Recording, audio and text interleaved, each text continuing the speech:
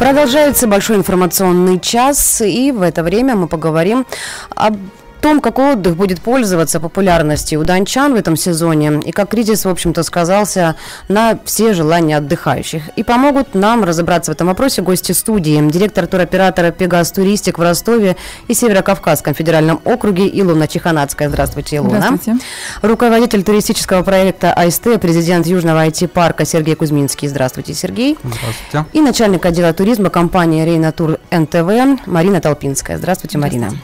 Также вы можете принять участие в нашем разговоре, можете задать свои вопросы или поделиться своим мнением о вашем отдыхе, о ваших предпочтениях, позвонив по телефону прямой линии 200-25-19, а также у нас открыто голосование. И вопрос звучит так: этим летом я поеду отдыхать за границу или воспользуюсь услугами внутрироссийского туризма? Если вы собираетесь за границу, то звоните по телефону 8 800 500 ровно 82 16. Если же будете отдыхать на территории России, то звоните 8 800 500 ровно 82 17. Звонок бесплатный, голосование открыто, так что, как говорится, добро пожаловать.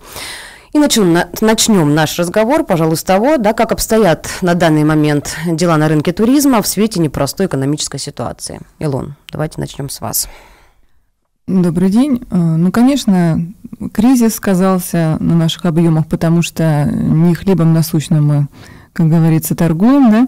На нас клиенты пытаются экономить, потому что это отдых, но тем не менее отдых стал уже естественной потребностью человека, и так или иначе люди будут отдыхать. Просто нужно будет посмотреть, в какую сторону и как этот поток перераспределится. Конечно, падение рынка выездного туризма прежде всего есть, и началось оно не вчера, началось еще с 2014 года. Эти данные также подтверждаются официальными данными Ростовского аэропорта по выездным направлениям, по международным рейсам и рейсам СНГ. Но при этом мы имеем прирост клиентов по российскому сегменту, это Черное море и Крым. И в этом году данные тенденции продолжатся, безусловно. То есть у нас будет падение по сравнению с 2015 годом, с летним периодом, в связи с отсутствием направлений популярных, таких как Турция и Египет, которые составляли костяк, в общем-то, летних запросов по международным вылетам в прошлом году. И также мы будем иметь некоторый прирост по российским направлениям, это Сочи и Крым. Марина? Да, я согласна с Илоной, безусловно, падение есть, и началось оно действительно не в этом году. Вот. К сожалению, туризм – это такая отрасль, на которую очень сильно влияет, много факторов влияет. Прежде всего экономические, отчасти, конечно, и политические вещи, потому что если где-то в какой-то стране происходит какое-то напряжение, то, естественно, поток туристов оттуда спадает туда поток туристов. Экономическая, конечно, сейчас ситуация, она, конечно, сказывается на потоке. Но, опять-таки, у нас из Ростова в этом году все равно много направлений, из которых люди могут выбрать по своему кошельку что-то. По-прежнему у нас стоит Греция, этого направления у нас достаточно много, и я думаю, что найдется на любой кошелек отдых. То есть ростовчане не экономят на себе, на отдыхе? Вы знаете, традиция эта привита давно уже, по крайней мере, с детьми люди стараются обязательно куда-то выехать. Вот. И есть такая хорошая привычка отдыхать за рубежом. Вот. В отсутствие Турции в этом сезоне многие люди немножечко еще, наверное, не сориентировались, куда бы поехать. Вот. Но, тем не менее, есть направления, которые для детей, отдых с детьми, конечно, есть и будет, и мы с радостью это все предложим. Сергей, расскажите о своем туристическом проекте iStep, что это такое, потому что многие, в общем-то, не в курсе, что это значит. Да, мы разрабатываем мобильное приложение для туристов, но, в принципе, и для всех жителей, которые интересуются историей, достопримечательностями городов, это будет полезно. То есть пользователь может с помощью нашего мобильного приложения заменить себе какого-то гида или экскурсовода. Путеводителя, да, своеобразный. Путеводителя, да. Ему не нужно будет искать какую-то информацию предварительно в интернете, он может просто зайти к нам в мобильное приложение, посмотреть, какие доступны в том или ином городе сейчас маршруты, квест-экскурсии, выбрать интересующую для себя и, собственно, только с мобильным телефоном, никаких посторонних людей, может быть, свои друзья, какие-то компании, он может таким образом пойти по интересным местам. Это касается только России или и зарубежья? Мы только завершаем, скажем так, разработку этого проекта. Первый город у нас будет, естественно, Ростов-на-Дону, потому что мы сами из Ростова-на-Дону. Дальше все города чемпионата мира у нас по плану стоят. И, собственно, наверное, через год, если будет все хорошо, мы пойдем в европейские города со своим проектом. Угу. Насколько уменьшился вообще поток туристов вот в этом году кризисном в процентном соотношении? В процентном соотношении с прошлым годом вы имеете в виду? Да, по сравнению с прошлым годом.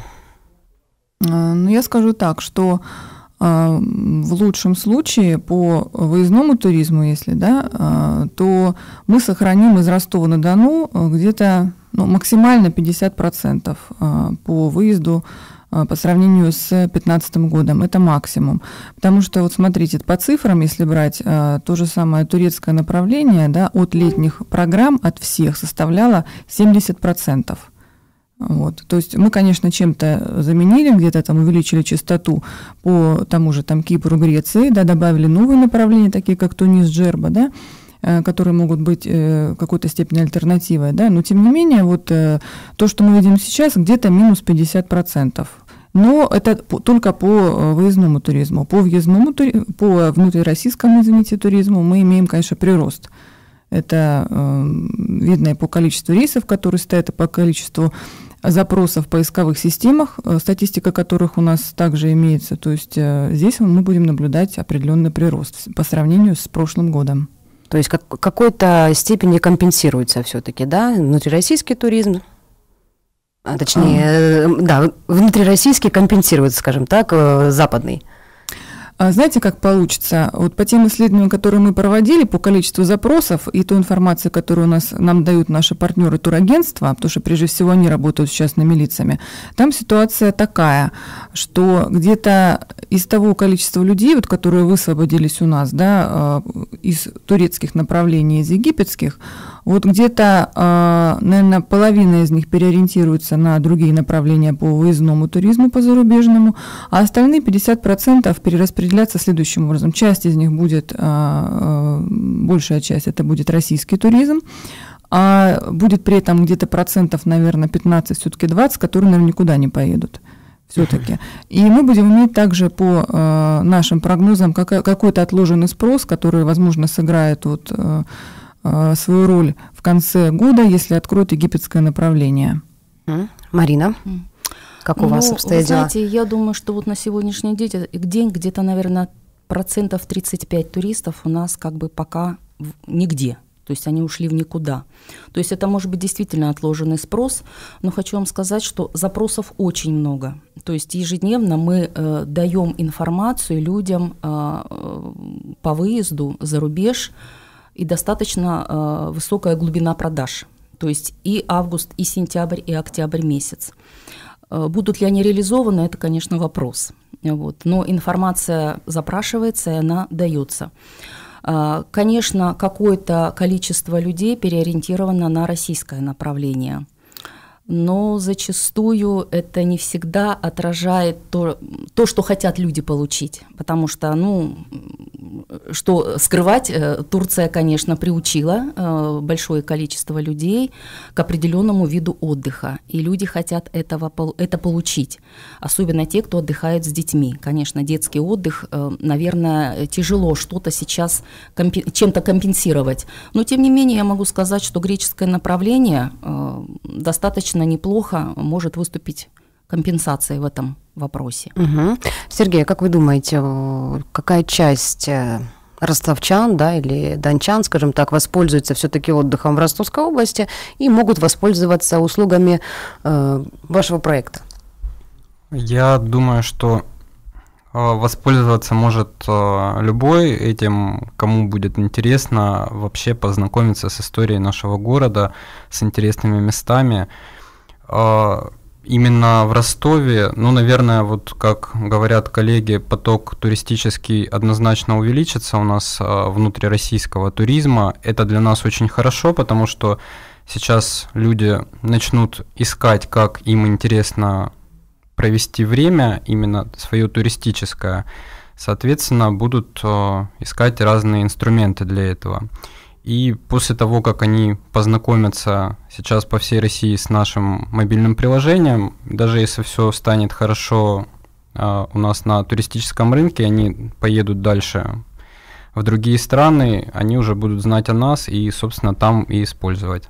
Напоминаю, дорогие уважаемые радиослушатели, что вы можете поучаствовать в нашей беседе. Телефон прямого эфира 200-25-19. Звоните, задавайте свои вопросы, делитесь мнением или, может быть, какими-то эмоциями после уже проведенного отдыха.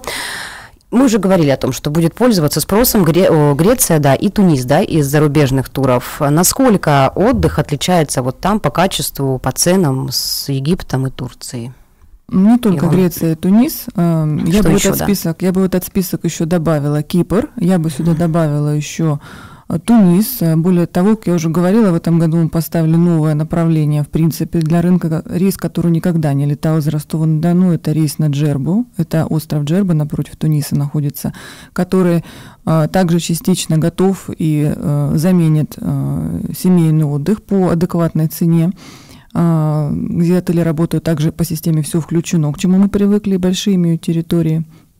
Кроме того, как правильно, я уже опять же соглашусь с коллегами, туроператоры в этом году все-таки постарались, и жителям Ростова-на-Дону есть куда полететь. У нас достаточный ассортимент туров. Не говорили еще по поводу Болгарии, которая также готова и рада и ждет наших клиентов в этом году. Но уже при этом наметились некоторые аутсайдеры. Да, я могу сказать, что это в этом году стала Италия. Мы видим это по тому, какое количество рейсов отсутствует, я бы так сказала, из Ростова-на-Дону туда. И также мы видим, что всего 2 рейса у нас стоит в Испанию, 2 частоты в неделю. Наверное, это направление также можно назвать некоторым, не в лидирующих позициях. А сейчас клиент ориентирован на более бюджетный отдых, если я имею в виду, если говорить о большинстве наших клиентов, потому что не все люди готовы платить больше, и не у всех есть в этом году больше денег, а вы знаете, что курс валют вырос. Как правило, мы занимаемся тем, что укладываем наших клиентов, агентств, и, соответственно, агентства предлагают своим клиентам, то есть мы укладываем в бюджет, да, то есть есть определенный бюджет у семьи, и семья не готова тратить больше. И вот мы пытаемся предложить за те же самые деньги максимальное количество услуг, максимальное количество дней проживания и тому подобное. Наверное, можно сказать, что не просел в этом году только один сегмент, это VIP-сегмент. VIP-гостиницы и зарубежные, и российские отели, потому что мы занимаемся, компания Pegasus Tourism занимается не только международным туризмом, но и российским туризмом. Мы можем сказать, что отели высокого класса в той же самой Ялте пробронированы уже до середины июля многие. То же самое наши объекты размещения на Черноморском побережье и хорошие дорогие санатории на Ковминводах также пробронированы на глубину до июля уже. Да? То есть вот этот VIP-сегмент, который не просел, сейчас на него также делают акцент. А все-таки порядка 85% наших клиентов пытаются выбрать более бюджетные варианты.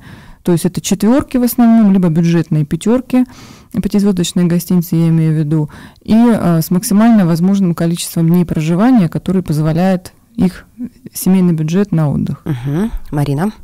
Я бы хотела акцентировать внимание на таком направлении, как Болгария. И к моему удивлению, я посмотрела достаточно много отелей, которые работают на «все включено».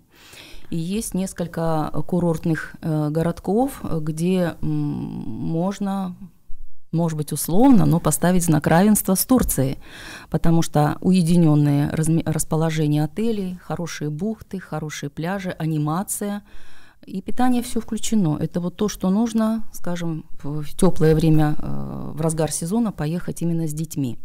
И это будет, я думаю, что востребовано. Не смущает клиентов, что все-таки Греция – это визовая страна, да, и что это дополнительные средства? Не смущает? Нет, то есть не пугает, что это нужно опять дополнительные затраты? Не было препятствием. Сейчас есть некая условность, это отпечатки пальцев сдавать, да, кто первый раз. Но в Ростове это все сделано, это все есть, то есть никуда ехать не надо. Визовый центр есть в Ростове, нам в этом смысле повезло, да, в отличие от региона, например, минеральных вод, где его в принципе нет. В Ростове он имеется. Пожалуйста, сдаете отпечатки пальцев, и клиенты летят. Тем более нужно делать раз в 5 лет всего лишь. Поэтому нормально. Хорошо. И недавно в СМИ прошла информация, в понедельник буквально, что Крым теряет свои позиции. Какие-то недружелюбные, возможно, люди, да, распространяют информацию, что низкий уровень отдыха, Сочи, Крым, как бы по сравнению с Сочи, это вообще песочница, грубо говоря, с маленькой лужицей. Как вы на это реагируете, как вы считаете, Илона? Я могу прокомментировать.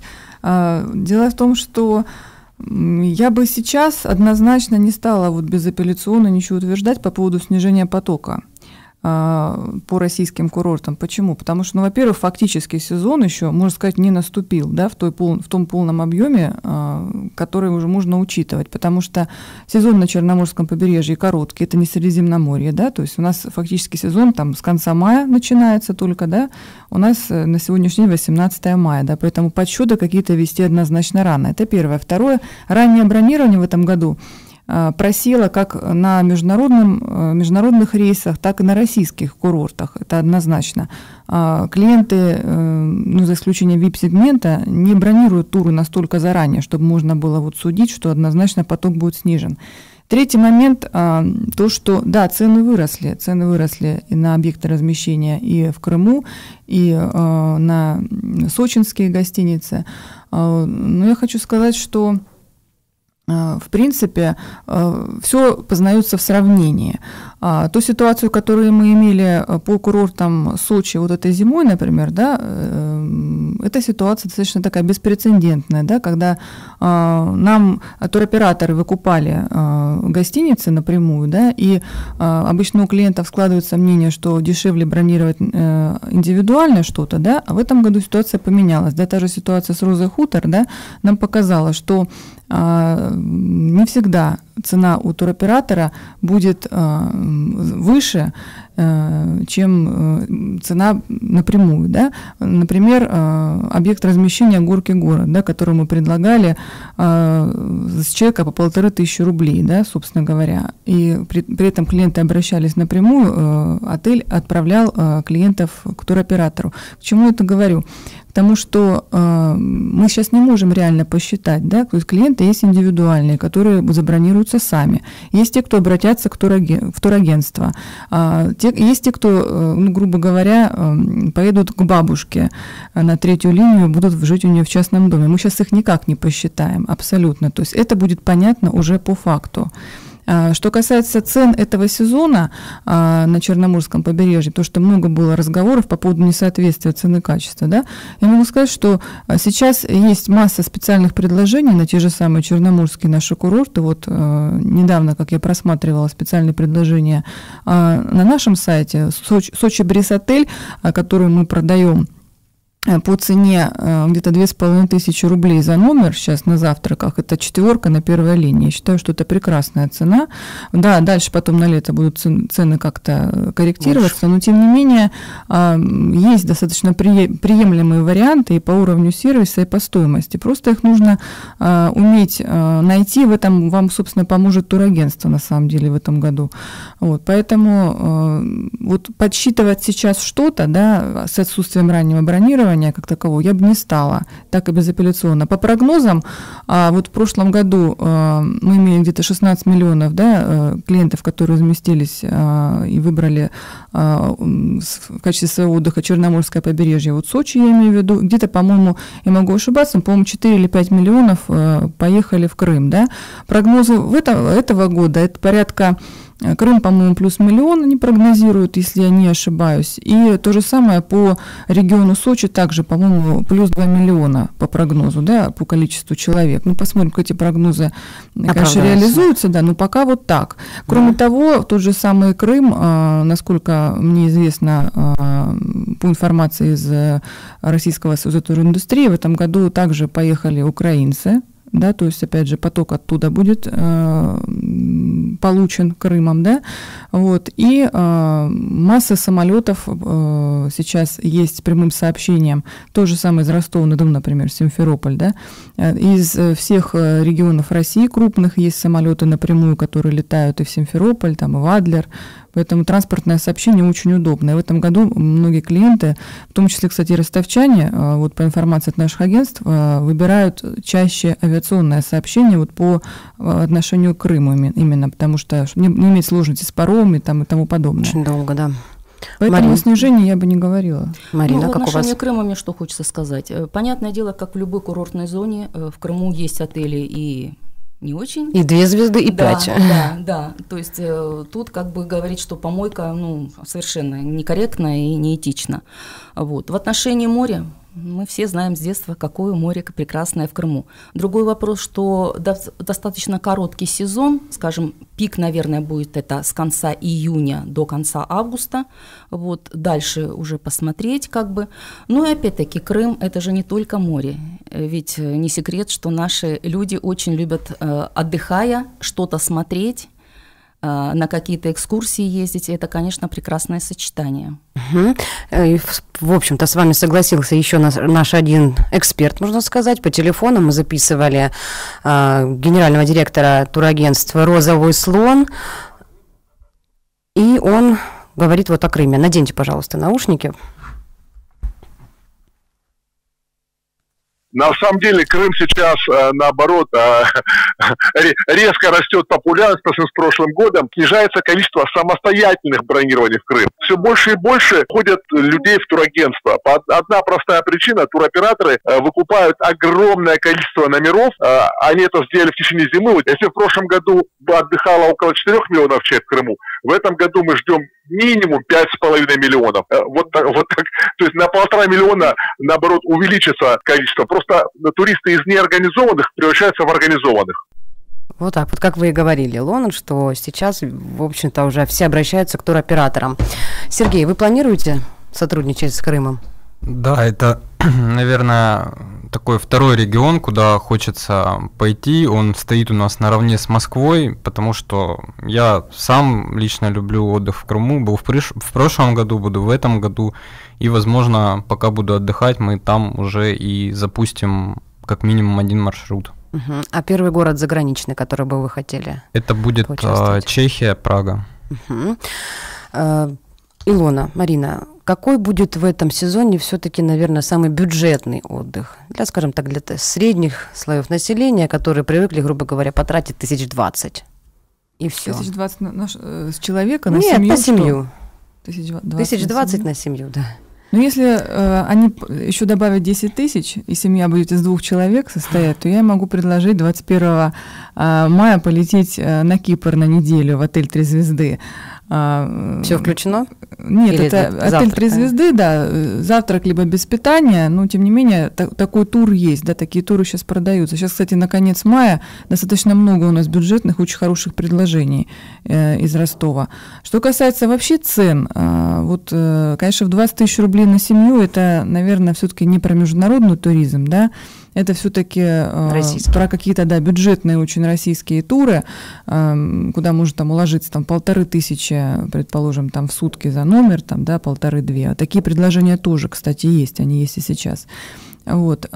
Если говорить о международных турах, да, и какие бюджеты там, то мне это видно очень хорошо, в принципе, по ежедневным продажам. агентств нашего города.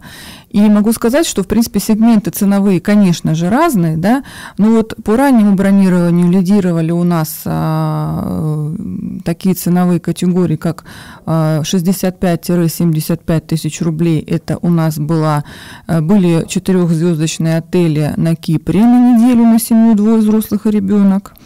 Что касается сейчас вот нового направления Джерба, которое предлагает также очень хорошие программы по соотношению цена-качество. На 10 дней можно, в принципе, за 75 тысяч поехать с семьей в 4 на all-inclusive, то есть что также приятно по цене, да. То есть и 5, по большому, где-то 100-130, смотря какой отель, смотря где. Да. То есть вот такие брони, вот такие заявки по таким ценам у нас лидируют сейчас в нашей системе, если брать международные туры. Россия по-разному. То есть у нас на первом месте, наверное, все-таки вот наши базовые объекты размещения, но вот сейчас очень хорошо у нас Сочи-Бриз отель, прошу прощения, Сочи-Бриз продается, Сочи-Бриз, кстати, мы тоже продаем. Сочи-Бриз продается хорошо вот по специальным ценам вот на базе завтрака, те, которые 2500, да, стоят за номер. Вот. Ну и неплохо бронируются объекты размещения, вот более бюджетные на Крымском побережье, потому что через нас также достаточно много запросов бронируются напрямую просто гостиницы агентствами. Марина? Ну вот сейчас у нас на конец мая были такие предложения, которыми мы воспользовались, наши туристы, скажем, в Болгарию летят в конце мая, за 2 заплатили 24 тысячи, на питание все включено. Ну, разве это то есть, не прелесть? 20-25 тысяч, да. Это реально. Ну, понятно, это что сейчас, это сейчас, да. Понятно, будет. что вот я просто, уходя, посмотрела, значит, на конец июня в Болгарии великолепная 4, можно поехать за 40 тысяч на 2 на завтраках, ну и чуть подороже на полупансионе, завтраки и ужины. То есть цены как бы реальные. Ну, наверное, июль-август тоже будет чуть-чуть повыше, но тем не менее, я думаю, что мы всегда сможем найти для людей то, что им нужно будет по бюджету, чтобы они уложились.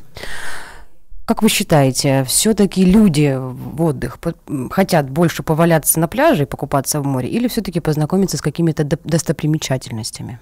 Обязательно познакомиться. Даже вспоминая прошлые годы, когда люди просто ехали в Турцию, ну, крайне малый процент людей, которые не выходили за территорию отеля. В той же Турции находили что-то для себя интересное посмотреть. Ну, а брать такие направления, как Испания, это однозначно, это только в первую очередь это познавательное, ну, а потом уже в остаток времени поваляться на пляже.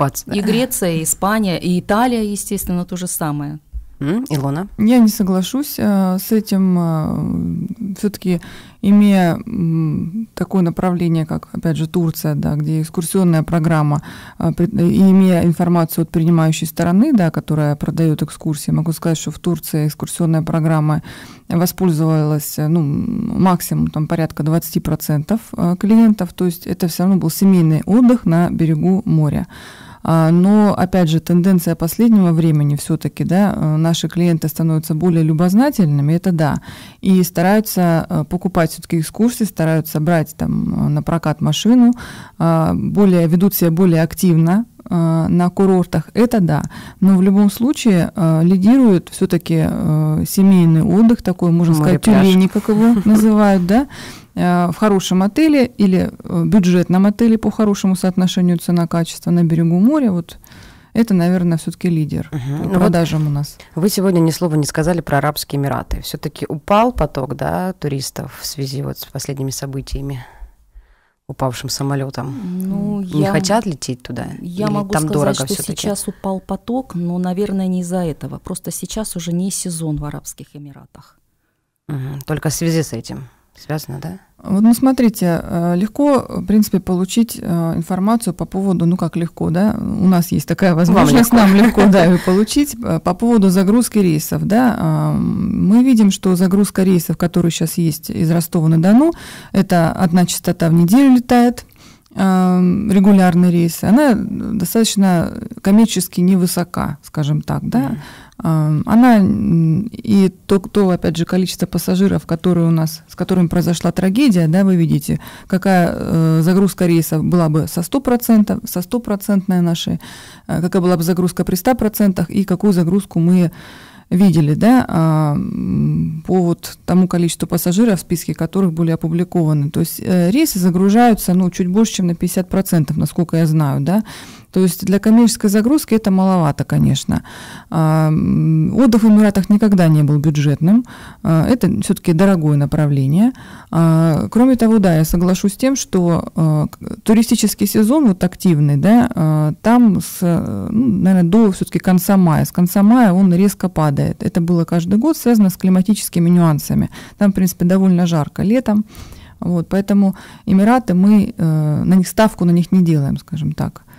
Ну что ж, к сожалению, время нашего эфира подходит к концу. Ваши пожелания всем дончанам, всем, кто хочет отдохнуть, коротко, как говорится, но с расстановкой. Куда, что делать, куда лететь, куда ехать? Илона. Пожелание, наверное, все-таки совет какой-то, может быть. Совет, да. Да, если вы позволите.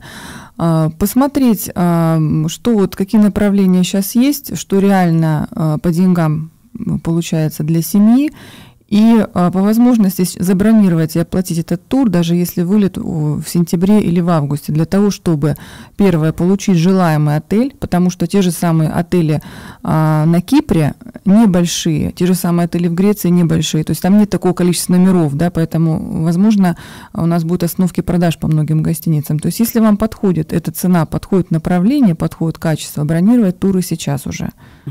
Марина? Ну, я хотела бы пожелать и посоветовать нашим потенциальным туристам, даже если они не знают, куда они хотят поехать, но в планах есть, пусть обращаются к нам, мы всегда сможем подсказать, подобрать на тот бюджет, на который они рассчитывают. Сергей? Я хочу пожелать всем туристам отдыхать, просто находить на это время, а возможности, наверное, каждый может найти по своим возможностям отдых, обратившись или к туроператорам, могут обратиться к нам, у нас отдых вообще может быть по месту, и, собственно, развиваться, больше уходить от вот отдыха такого пляжного тюленей, к познавательному отдыху, смотреть историю и так далее. Спасибо огромное нашим гостям. Напоминаю, говорили мы сегодня об отдыхе, что будет пользоваться популярностью у дончан в этом сезоне. И гости нашей студии были директор туроператора «Пегас Туристик» в Ростове и Северо-Кавказском федеральном округе Илона Чханацкая, руководитель туристического проекта АСТ Сергей Кузьминский и начальник отдела туризма компании «Рейнатур НТВ» Марина